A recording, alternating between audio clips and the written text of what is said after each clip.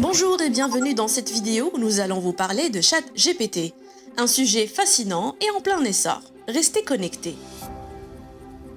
L'un des développements les plus remarquables de l'intelligence artificielle à l'heure actuelle est l'émergence de l'agent conversationnel ChatGPT créé par l'entreprise OpenAI. Avant d'expliquer son principe de fonctionnement, nous clarifions tout d'abord deux concepts différents, souvent confondus. GPT et ChatGPT. GPT Generative Pre-trained Transformer est un langage de type LLM pour le traitement et la génération du langage naturel. Les modèles LLM sont des modèles d'apprentissage automatique qui sont extrêmement efficaces lorsqu'il s'agit d'effectuer des tâches liées au langage. Traduire, résumer des textes, chatbot, générer du contenu ou du code. GPT utilise l'écriture prédictive du LLM pour donner des réponses cohérentes en utilisant la suite de mots la plus probable selon le contexte. Avec votre mobile, vous utilisez quotidiennement le langage LLM dont se sert ChatGPT. Dans nos applications de messages ou moteurs de recherche, nous utilisons souvent le texte intuitif qui se base généralement sur un dictionnaire préexistant et des probabilités. Quant au concept ChatGPT, c'est un mot valise. Chat qui fait référence à une discussion en ligne et GPT qui signifie que ChatGPT a été préalablement entraîné pour générer des réponses pertinentes selon le contexte. Ce qu'il faut retenir, c'est que GPT est un modèle de langage qui sert de cerveau à l'agent conversationnel ChatGPT et ce, pour tenir des conversations fluides et naturelles avec les utilisateurs. Nous expliquons par la suite les différents stades de l'évolution des modèles GPT. Le concept GPT a été initialement introduit en juin 2018 avec la publication du modèle GPT-1, puis les autres modèles GPT-2, 3 et 4 sont dévoilés en 2019, 2020 et 2023 respectivement. La principale différence réside dans la taille ainsi que les paramètres qui sont passés de 117 millions dans GPT-1 à 1,76 trillion dans GPT-4. Alors que les versions précédentes de GPT acceptent uniquement les inputs sous forme de texte, GPT-4 peut aussi recevoir des images, ce qui constitue une amélioration majeure. Mais comment fonctionne réellement ChatGPT ? Quand on fournit à GPT un prompt, que ce soit une question ou des instructions, il prédit le mot le plus probable qui doit suivre en s'appuyant sur des millions de textes qu'il a intégrés lors de son entraînement. Il ajoute ce mot au prompt d'origine et renvoie l'ensemble à la case d'entrée pour le repasser à la moulinette GPT. Puis, un deuxième mot est ajouté et ainsi de suite jusqu'à un caractère spécial indique la fin de la réponse. Toutefois, il faut noter que ChatGPT est affiné grâce à l'utilisation des techniques d'apprentissage supervisées et par le renforcement du modèle GPT. Mais comment ? Nous expliquerons les différents modes d'apprentissage de GPT, que ce soit à l'aide des sources d'Internet, de la supervision humaine ou de la supervision de l'intelligence artificielle. Nous commençons par le premier modèle d'entraînement avec les sources d'Internet.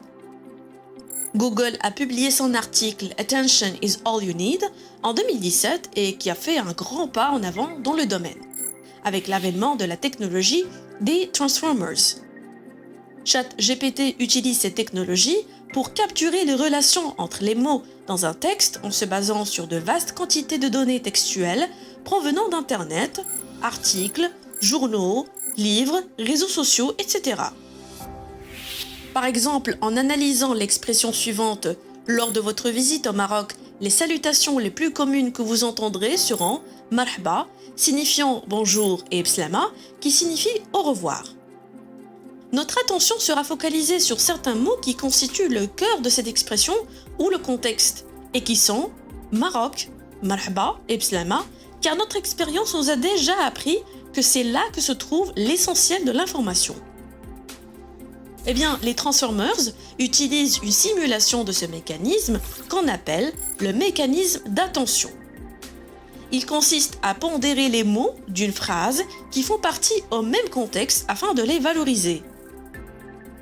En général, les modèles de langage LLM se basent sur des architectures de réseaux de neurones profonds, transformers, pour une meilleure compréhension du contexte, mais aussi pour une meilleure prise en charge de longues phrases.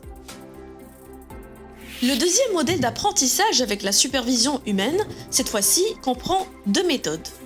La première méthode fait appel à des annotateurs qui sont des personnes qui rédigent un ensemble de questions et leurs réponses. GPT est alors entraîné en se basant sur ces données fournies par les annotateurs jusqu'à ce qu'elle donne la réponse attendue à la demande initiale.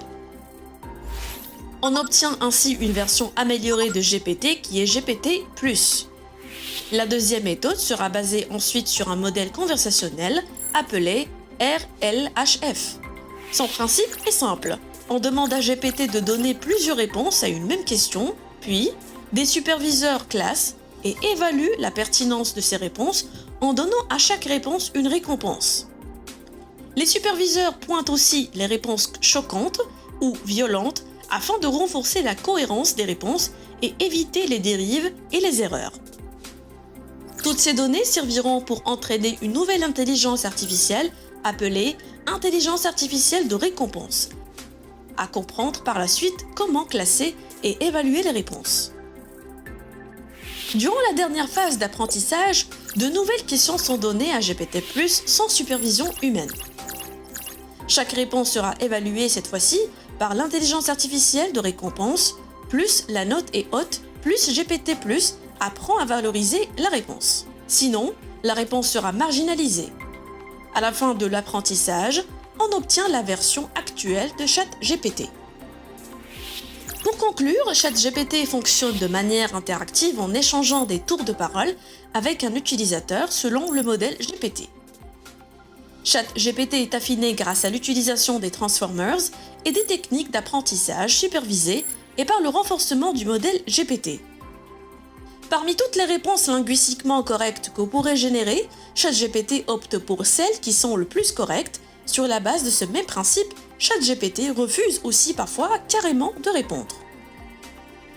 Notons que même si ChatGPT nous génère des éléments de réponse à toutes nos questions, une phase de vérification de l'exactitude et de la pertinence des informations est indispensable. Finalement, on note que dans un monde où l'intelligence artificielle est de plus en plus présente, les agents conversationnels se développent rapidement.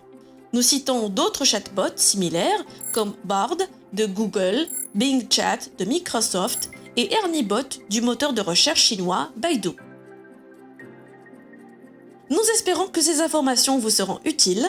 Vous aurez l'occasion d'en discuter davantage en classe avec votre professeur. À bientôt!